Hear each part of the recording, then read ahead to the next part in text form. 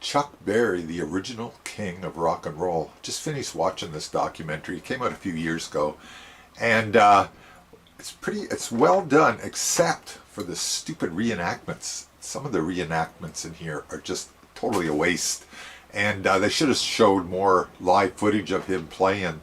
There's a very brief footage of John Lennon and Chuck Berry playing, and I think it was Elephant's Memory in the background. They should have played more of that instead of these dumb reenactments. Anyways, I saw Chuck Berry at the Toronto Pop Festival in 1969, and it was, at that time, it was really kind of, it seemed, oh, he's somebody from the past, but in retrospect, I wish I would have knew a little more about Chuck Berry. I mean, I knew the Johnny B. Good, I knew all those hits, but anyways, this is a must-have for any rock and roll collection, The Great 28. And this is really the blueprint for rock and roll. I mean, Johnny B. Good, the whole riff in that is the blueprint for rock and roll, all in one song, and been covered by literally everybody. Chuck Berry was influenced by T-Bone Walker and Nat King Cole, kind of opposites, but very influential, especially T-Bone Walker would play behind his back and stuff, and Chuck Berry adopted some of that, those kind of stage presence. George Thorogood thinks that his duck walk came from watching the Marx Brothers, which kind of makes sense, because they show a little clip of the Marx Brothers and they were doing a kind of a duck walk type of thing.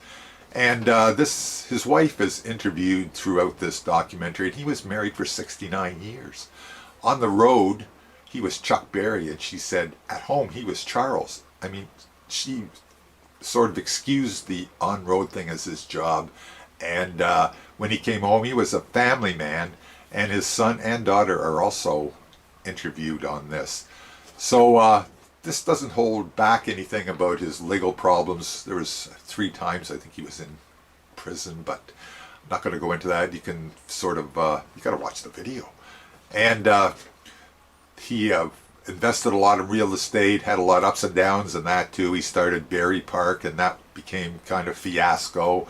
And there's a lot of, they could have added a little more live clips though, some of his playing.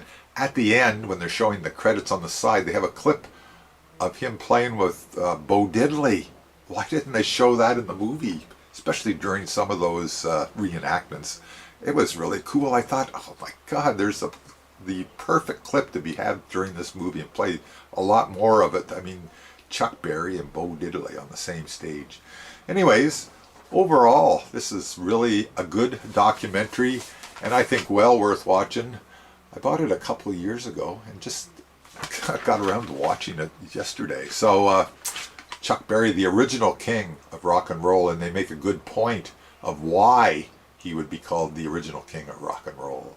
He basically, like I said before, was the blueprint for guitar playing, songwriting, lyrics, everything was right here in one package.